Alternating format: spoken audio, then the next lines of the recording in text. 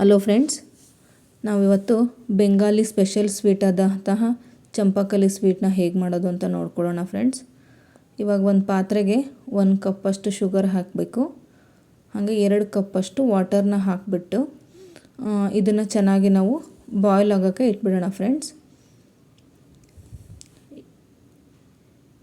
Next ನಾನಿಲ್ಲಿ 1 litre ಆಗೋಷ್ಟು ಹಾಲನ್ನ ತೊಗೊಂಡಿದ್ದೀನಿ.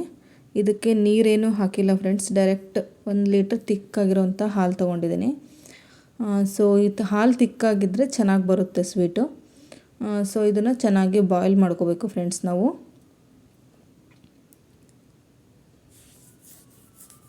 ಚೆನ್ನಾಗಿ ಕಾಯಬೇಕಿದು ಹಾಲು. ಈಗ ಇದಕ್ಕೆ ನಾವು 1-2 ಸ್ಪೂನಷ್ಟು ವಿನೆಗರ್ಗೆ 4 ಸ್ಪೂನಷ್ಟು ನೀರನ್ನ ಮಿಕ್ಸ್ ಮಾಡ್ಕೊಂಡು ಇಟ್ಕೊಂಡಿದ್ದೀನಿ ನಾನು. ಸೊ ಅದನ್ನು ಹಾಕಿಬಿಟ್ಟು ಹಾಲೆಲ್ಲ ಪೂರ್ತಿ ಒಡಿಸ್ಬೇಕು ಫ್ರೆಂಡ್ಸ್. ಇದನ್ನ ನೋಡಿ, ಈ ಥರ ನಿಧಾನಕ್ಕೆ ಸ್ಲಿಮ್ಮಲ್ಲಿ ಇಟ್ಕೊಂಡೇ ಕಾಯಿಸ್ಕೋಬೇಕು. ಸ್ಲಿಮ್ಮಲ್ಲಿ ಇಟ್ಟರೆ ಅದು ನೀಟಾಗಿ ಒಡೆದ್ಬಿಡುತ್ತೆ ಫ್ರೆಂಡ್ಸ್ ಹಾಲು. ಜೋರು ಇಟ್ಕೊಳ್ಳೋಕೆ ಹೋಗಬೇಡಿ ಹಾಲನ್ನ. ನೋಡಿ, ಈಗ ಚೆನ್ನಾಗಿ ಒಡೆದಿದೆ ಹಾಲು. ಸೊ ಇದನ್ನು ನಾನು ಒಂದು ವೈಟ್ ಕಾಟನ್ ಬಟ್ಟೆನ ಒಂದು ಪಾತ್ರೆ ಮೇಲೆ ಹಾಕಿಟ್ಕೊಂಡಿದ್ದೆ. ಸೊ ಅದರಲ್ಲಿ ಇದನ್ನು ಹಾಕಿಬಿಟ್ಟು ಸೋಸ್ಕೊಂಬಿಡೋಣ ಫ್ರೆಂಡ್ಸ್. ಇದನ್ನ ಪೂರ್ತಿ ಅದು ಮೇಲೆ ಬರಬೇಕು, ಹೊಡೆದಿದ್ದೆಲ್ಲ ನೀರೆಲ್ಲ ಕೆಳಗೆ ಹೋಗ್ಬಿಡುತ್ತೆ. ಆ ಥರ ಹಾಕಿ ಸೋಸ್ಕೋಬೇಕು. ನೋಡಿ, ಈ ಥರ ಆಗುತ್ತೆ.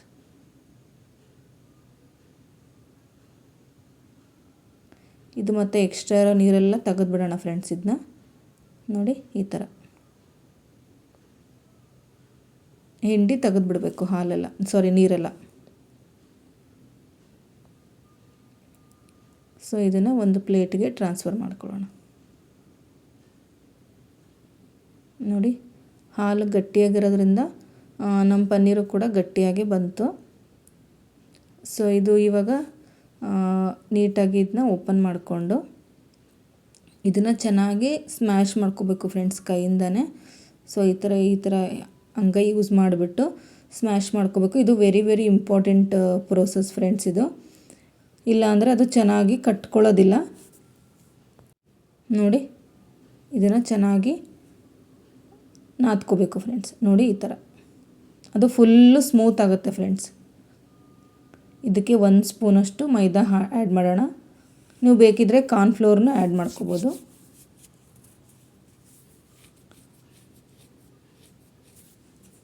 ನೋಡಿ ಫ್ರೆಂಡ್ಸ್, ಈ ಥರ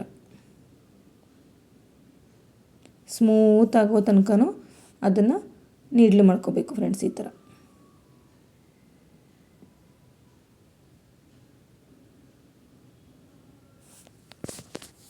ನೋಡಿ ಯಾವ ಥರ ದುಂಡಗಾಯ್ತದು, ಸ್ಮೂತ್ ಆಯಿತು. ಈಗ ಒಂದು ಸಣ್ಣ ಸಣ್ಣ ಉಂಡೆಗಳನ್ನಾಗಿ ಮಾಡ್ಕೊಳ್ಳೋಣ ನಾವು. ನೀವು ನಮ್ಮ ಚಾನಲ್ನ ಸಬ್ಸ್ಕ್ರೈಬ್ ಆಗಿಲ್ಲ ಅಂದರೆ ಸಬ್ಸ್ಕ್ರೈಬ್ ಆಗಿ ಫ್ರೆಂಡ್ಸ್. ಲೈಕ್ ಮಾಡಿ, ಶೇರ್ ಮಾಡಿ, ಕಾಮೆಂಟ್ ಮಾಡಿ.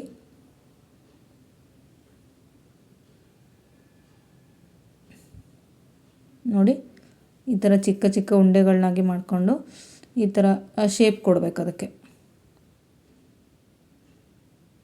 ಈ ಥರ ಶೇಪ್ ಕೊಡೋಣ ಫ್ರೆಂಡ್ಸ್. ನೋಡಿ, ಈ ಥರ. ಈಗ ನಮ್ಮ ಇವು ಸ್ವೀಟೆಲ್ಲ ರೆಡಿಯಾಗಿದೆ. ಇದನ್ನು ನಾವು ಡೈರೆಕ್ಟ್ ಕುದೀತಾ ಇರೋ ಸಕ್ಕರೆ ಪಾಕಕ್ಕೆ ಹಾಕಬೇಕು ಫ್ರೆಂಡ್ಸ್. ಇದು ಒಂದು 40 ನಿಮಿಷ ಕುದಿಬೇಕು ಫ್ರೆಂಡ್ಸ್. ಇದು ಈ ಥರ ಸಕ್ಕರೆ ನೀರಲ್ಲೇ 40 ನಿಮಿಷ ಕುದಿಬೇಕು. ಅಂದರೆ ಅದು ಪಾಕ ಚೆನ್ನಾಗಿ ಹಿರ್ಕೊಳ್ಳುತ್ತೆ. ಚೆನ್ನಾಗಿ ಹಿರ್ಕೊಂಡು ಸ್ಮೂತ್ ಆಗುತ್ತೆ ಫ್ರೆಂಡ್ಸ್ ಅದು. ಸೊ ಸ್ವಲ್ಪ ನಾವು ಯೆಲ್ಲೋ ಕಲರ್ ಫುಡ್ ಕಲರ್ನ ಆ್ಯಡ್ ಮಾಡ್ಕೋಬೇಕು ಇದಕ್ಕೆ.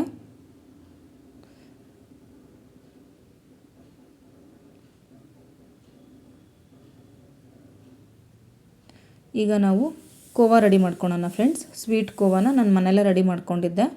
ತುಂಬ ಈಸಿ ಫ್ರೆಂಡ್ಸ್. ಇದು 1 ಕಪ್ಪಷ್ಟು ಹಾಲು ಹಾಕಬೇಕು, 1 ಕಪ್ಪಷ್ಟು ಮಿಲ್ಕ್ ಪೌಡರು, ಸೊ ಒಂದು ಕಾಲು ಕಪ್ಪಷ್ಟು ಶುಗರ್ ಹಾಕೋಣ.